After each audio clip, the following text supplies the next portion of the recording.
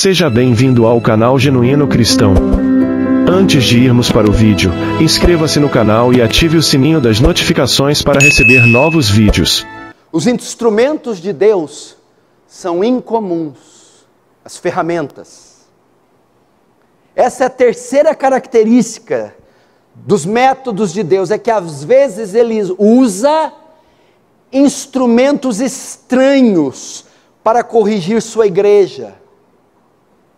De todos os povos aqui, os caldeus são os que Deus vai levantar para castigar Israel. Entretanto, para Israel tal coisa era inimaginável. Inimaginável, mas aqui há um outro fato claro na Escritura. Em toda a história, Deus fez uso de todos os tipos de instrumentos estranhos e inesperados para efetuar os seus propósitos. Irmãos, os instrumentos de Deus são incomuns. As ferramentas de Deus muitas vezes são incomuns, são estranhas. Deus quer fazer algo bom para Israel, mas usa um instrumento esquisito, os caldeus. Ele queria deixar Paulo humilde, fazer Paulo mais homem de Deus. Tá, e que instrumento ele usou? Um mensageiro do diabo, com um aguilhão na mão. E para que eu não me exaltasse pela grandeza das revelações, foi-me posto o espinho na carne, a saber, o mensageiro de Satanás, para me esbofetear. Olha que instrumento esquisito. Olha que instrumento esquisito. Imagina, Raquel, você ora, Senhor, me ajuda, sim, vou enviar um demônio.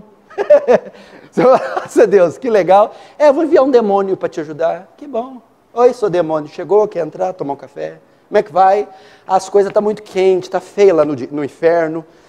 Tá? Que pode ser útil, demônio? Então, eu vim te espetar, santa. Só Deus para fazer um negócio desse. Tá rindo aí, né, Vitinho? Só Deus. Instrumento mais estranho mesmo, imagina, Mateus. No mínimo, manda um anjo, não precisa ser o arcanjo Miguel, o Gabriel. Manda aquele de olhinho azul, de cabelinho cacheado, mas vai mandar um capeta.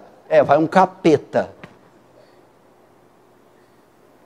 Porque os instrumentos de Deus são estranhos. Pense nisso. E se nós não vermos as coisas do jeito certo, nossas reações não serão boas e nossas orações não serão corretas. Nós vamos murmurar, nós vamos praguejar. Isso não vem de Deus.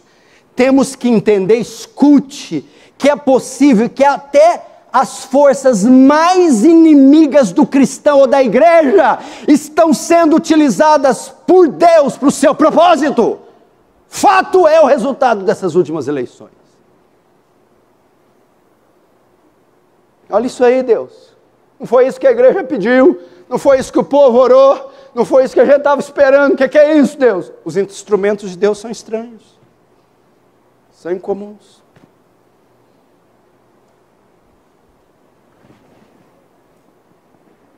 Você pede uma coisa, Deus dá outra. São meios estranhos. Quarto princípio. Muitas vezes os métodos de Deus são mal entendidos. Primeiro, pelos cristãos. Segundo, pelo mundo. Terceiro, pelo próprio profeta. Muitas vezes os métodos de Deus são mal entendidos. Primeiro, pelos próprios cristãos. Veja em Abacuque 1:5, verso 5. Vede entre as nações e olhai, e maravilhai-vos, e desvaneceis, porque realizem vossos dias obra tal, que não vos crereis quando for contada. A atitude do povo era assim. Aí está esse profeta, dizendo que Deus vai fazer uso dos caldeus. Como se Deus pudesse fazer uma coisa dessas. Deus jamais pode fazer uma coisa dessas. E outra, se isso acontecer, é claro que não vem de Deus. Assim pensava o povo. Mas vem sim. Vem de Deus. E o povo não compreendia. Eu estou lembrando a vocês, irmãos, que Deus age dessa forma. Deus pode estar usando a enfermidade, a perseguição, a aflição, a lesão no joelho, para fazer o bem a você, para responder suas orações. Isso é muito importante. A dificuldade que havia com Israel é que ela nunca dava ouvido aos profetas. Precisamos dar. Portanto, irmãos, não nos atrevamos a dizer que é inimaginável que Deus possa usar tal instrumento. Deus usa. Pastor, até a morte de pessoas. Vamos pensar em algo que você passou nos últimos dias. Passei uma situação, não gostei, não estava esperando, não queria. E se for de Deus? E se for resposta de oração? Porque Deus age de forma misteriosa, incomum, inesperada e incompreensível. Os instrumentos de Deus são estranhos. Para quê? Para responder sua oração. Exatamente para te dar o que você quis, o que você pediu. Então, primeiro, os seus métodos são mal entendidos pelos cristãos. Segundo, pelo mundo. Olha essa aqui. Até o mundo. Verso 11, olha só o que eles pensavam. Então, passam como passa o vento e seguem. Fazem-se culpados, estes cujo poder é seu Deus. Aqui ele está se referindo aos caldeus. Os caldeus erraram completamente, porque a profecia se cumpriu. Eles invadiram, saquearam, sitiaram, se apoderaram de Israel. Mas atribuíram o sucesso da sua empreitada ao seu Deus, e pensaram que deviam esse sucesso às suas proezas militares, mas mal sabiam eles que estavam sendo usados por Deus. Como assim? Irmãos, grandes potências mundiais têm sido levantadas e dominadas por algum tempo, porém, de repente, elas caem. Porque elas não sabem que Deus é quem levantou os caldeus para dominar o mundo e afligir Israel. Deus pode ter levantado esse governo, ter levantado o governo da Rússia, o governo não sei tal e tal, e eles estão se jaquetando da sua inteligência, articulação e pelo seu poder chegaram no poder. Mas quando Deus decidir deixar de fazer uso, despencam. Não foi assim com o terceiro Reich nazista? Hitler dizia, o terceiro Reich é um governo que durará 1000 anos. Durou 12. Caiu. Adolf Hitler com 58 anos morre, e morre com ele o terceiro Reich. É assim. Depois de Deus cumprir os seus propósitos, Deus abate. E terceiro, os métodos de Deus às vezes são mal interpretados até pelo profeta. Veja o verso 3, 2 e 3, até quando clamarei eu e tu não me ouvirás? Gritarei violência, violência, e não me salvarás, porque mostras a iniquidade e faz ver a opressão, pois a destruição e a violência estão diante de mim, há contendas e o litígio se suscita. Olha isso aqui, gente.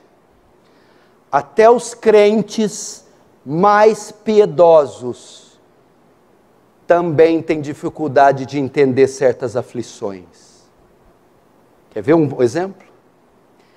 Você conhece um homem mais santo nos 4 evangelhos do que João Batista?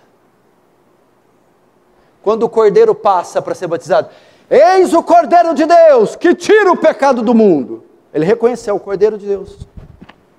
Agora Herodes manda prender ele. está dentro do cárcere, vai ser decapitado. Chama os discípulos dele na grade e diz, vai lá até Jesus e pergunta se ele é o Messias ou devemos esperar outro. O mesmo João que declarou que ele é o Cordeiro de Deus, agora preso, sentenciado, está confuso.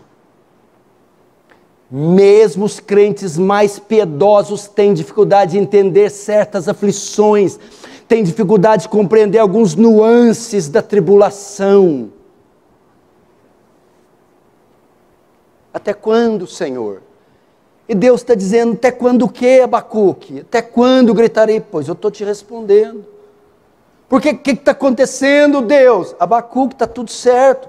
Meu Deus, olha o que está acontecendo com essa nação. Abacuque, está tudo sob controle. Mas Abacuque não entendia. Eu estou querendo dizer, com isso eu estou querendo dizer o que para vocês, irmãos? Que talvez você está aflito, ansioso, pensando que se desviou dos caminhos de Deus, que tem alguma coisa errada, e o Senhor está dizendo, calma. Está tudo caminhando conforme Deus quis que caminhasse. Fique em paz. São métodos estranhos, são incomuns, são inesperados, são ferramentas estranhas, mas isso não significa que Deus não está agindo.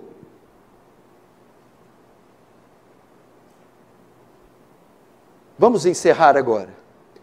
Como então entender a questão das tribulações sem esmorecer?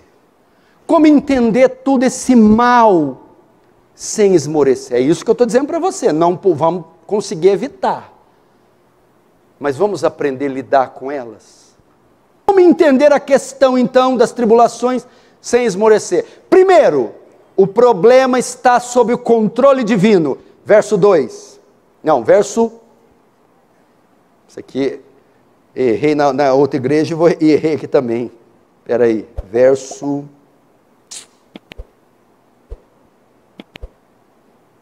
6. Porque eis que suscito os caldeus. Só aí.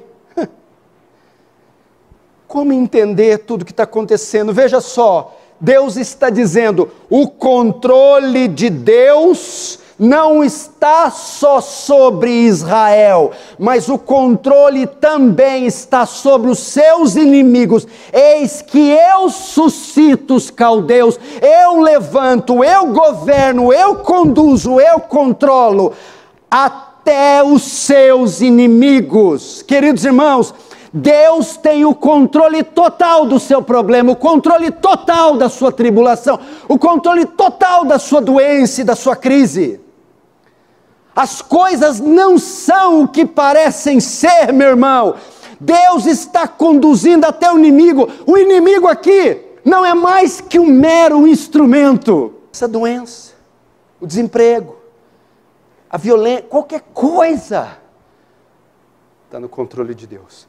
Mas pastor, até uma agressão, até uma coisa mais severa, o mensageiro do diabo para me esbofetear. Sim. Aquilo que me fere está no controle de Deus? Está. Aquilo que me machuca está no controle de Deus? Está. Aquilo que me humilha está no controle de Deus? Está.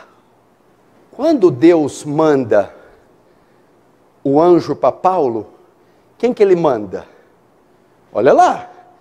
O mensageiro de Satanás, mensageiro no grego angelos, um anjo do diabo.